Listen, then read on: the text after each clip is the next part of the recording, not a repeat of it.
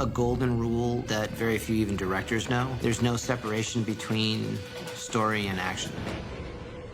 The story doesn't stop because you start driving a car or start shooting a gun. For me, action has always been about if I'm there, then that connection between the audience and I and the character is close to visceral, emotional impact.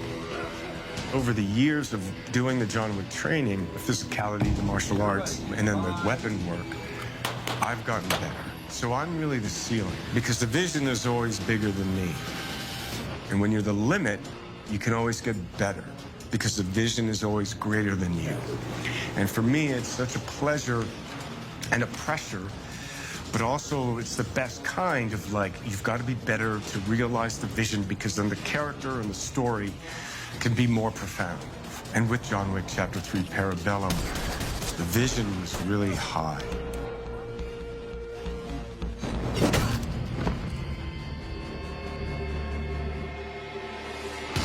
Our goal is to have the actors do as much as possible, so we can have the longest takes with them in action, and then we'll jump in if, you know, insurance, or we just feel that they're not going to be safe in something like a car hit or high fall or anything like that.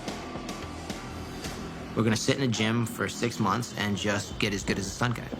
Not learn moves, but literally be trained as a martial arts stunt performer. Your own falls, your own rides, your own cars, your own motorcycles, and get in the mix. I think if there's any other action actor or actor, there wouldn't be a John Wick. I think he's the only one that can play him. He can do everything. He's just as good as any stunt guy out there. Keanu has spent over 1,000 hours with Taron Butler, one of the best three-gun firearm champions in the world. He's spent thousands of hours with the 8711 stunt team, learning judo, jiu-jitsu, sambo, and all the arts that come along with it. Not just the art form of martial arts, but the choreography sense of it, the endurance sense of it. And being over 50, the physical limitations that one gets at that age has to be overcome with even more hours of physical fitness training. It really was one of the hardest, if not the hardest, physical stories I've had to tell. Because there's a lot more action in Parabellum than there is in the other two films.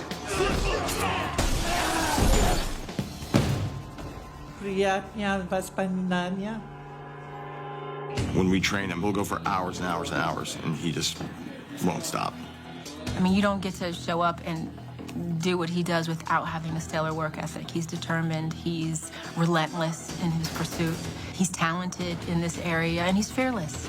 He will try and do anything, and he won't stop until he gets it right. He puts in the time, and you can't be John Wick if you didn't really go to the gym, go to the training facility, and actually put in the work.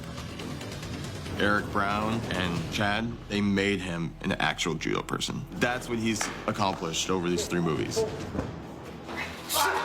You can't just do one take and move on. It is 12 hours a day for weeks, sometimes months of action. In John Wick 3, 5 months of nothing but action sequences is a lot. In the rain, in New York, running up and down Fifth Avenue, riding horses, riding motorcycles, and getting the shit kicked out of you by some of the best martial arts stuntmen in the business. That takes a level of commitment that is not normal. It's demanding.